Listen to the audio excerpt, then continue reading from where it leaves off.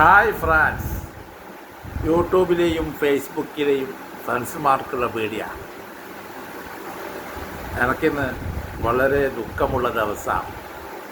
വേറൊന്നും കൊണ്ടല്ല,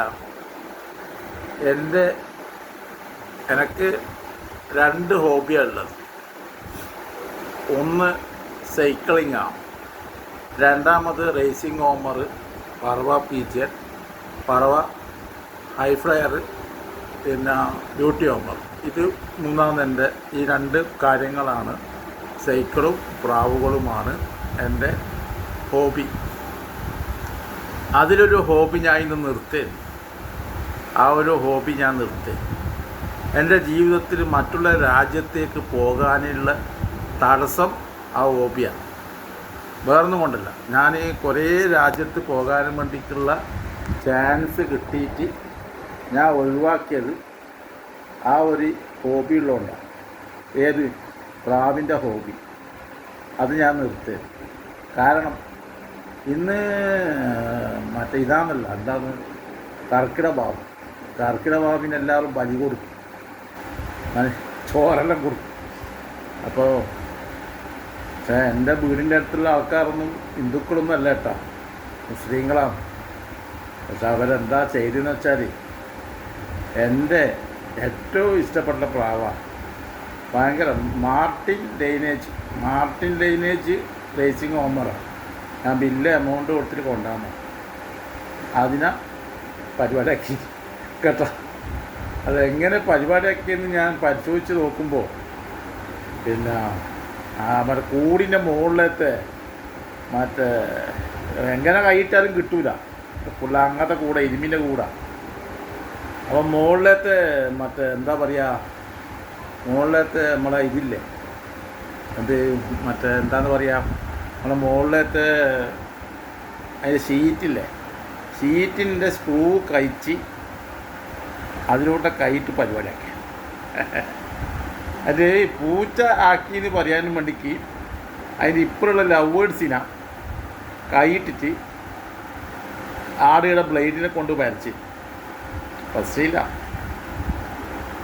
എനിക്ക് നല്ല പൈസ ഉണ്ട്. നല്ല 10-12,000 പ്രാവാണ്. അതും പൈസയില്ല. അപ്പോൾ ഇതിപ്പോൾ ഓരോ കാര്യത്തിന് ഇങ്ങനെ ചെയ്യാന്ന് വെച്ചാൽ ഞാൻ ഭയങ്കര നഷ്ടമല്ലേ. ഉള്ള പൈസക്ക് എല്ലാ പ്രാവിനെയും വിൽക്കാം. കാരണം എൻ്റെ തടസ്സങ്ങൾ എന്ന് വെച്ചാൽ, ഞാൻ ഇന്ത്യയിൽ നിന്ന് പോകാത്ത ഒരു കാര്യം ഉണ്ടെങ്കിൽ എൻ്റെ വീട്ടുകാരൊന്നുമല്ല, ഈ പ്രാവ് ഉള്ളതുകൊണ്ടാണ് ഞാൻ പോകാത്തത്. പിന്നെ പോലീസുകാരോട് പറഞ്ഞാലൊന്നും കാര്യമൊന്നുമില്ല, മനസ്സിലായി. പോലീസുകാരോട് പറഞ്ഞാൽ ഒന്നും അന്വേഷിക്കലൊന്നുമില്ല. കുറേ പ്രാവശ്യം മറ്റേ സ്കൂട്ടറിൻ്റെ വർഷത്തിന് തന്നെ സ്കൂട്ടറെല്ലാം അടിച്ച് പൊളിക്കുകയെല്ലാം ചെയ്യും. സ്കൂട്ടറിൻ്റെ സീറ്റ് കവറും എല്ലാം കയറി സ്കൂട്ടർ പരിപാടിയാക്കിയിട്ട് പോലീസുകാരോട് ചോദിച്ചാൽ പറഞ്ഞു. പോലീസുകാരൊന്നും ആയില്ല പറഞ്ഞേ, ബസ്സിൻ്റെ അന്ന്. അപ്പോൾ അങ്ങനെ പോലീസുകാരെ വിളിച്ചിട്ട് ഒരു നീതി കിട്ടുന്ന വ്യവസ്ഥയല്ല. നമ്മൾ ഇന്ത്യക്കാരനാണല്ലോ, അപ്പോൾ ഇന്ത്യൻ്റെ അവസ്ഥ അറിയാമല്ലോ. കാരണം പിന്നെ ഒരു മുഖ്യമന്ത്രി ആകണമെങ്കിൽ അതിൻ്റെ ക്വാളിഫിക്കേഷൻ എന്ന് പറഞ്ഞാൽ ഒരു കൊലപാതകം ചെയ്യണം, അല്ലെങ്കിൽ ഒരു ബലാത്സംഗം ചെയ്യണം. അങ്ങനത്തെ ആളെ മുഖ്യമന്ത്രിയാണ്.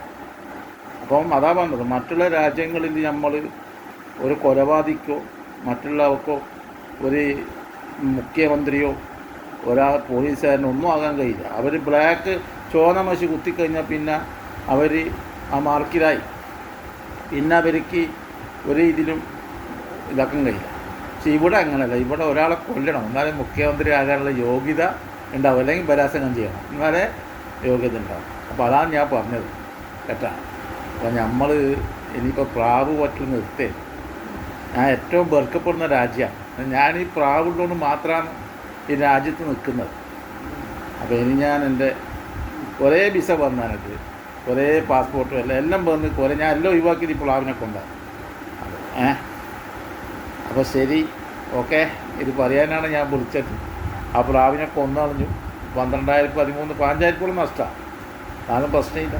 അവരെ ബലികർമ്മം നടക്കട്ടെ, മുസ്ലിങ്ങളെ ബലികർമ്മം നടക്കട്ടെ. നമ്മൾ ചിലപ്പോൾ ഹിന്ദു ആയതുകൊണ്ടേക്കും ചിലപ്പോൾ കൊന്നിട്ടുണ്ടാകും, നടക്കട്ടെ. നമ്മളെ പേര് ലൂസിഫറാണ്. ഹിന്ദുവും മുസ്ലിമും ക്രിസ്ത്യാനിയും എന്നല്ല നമ്മൾ.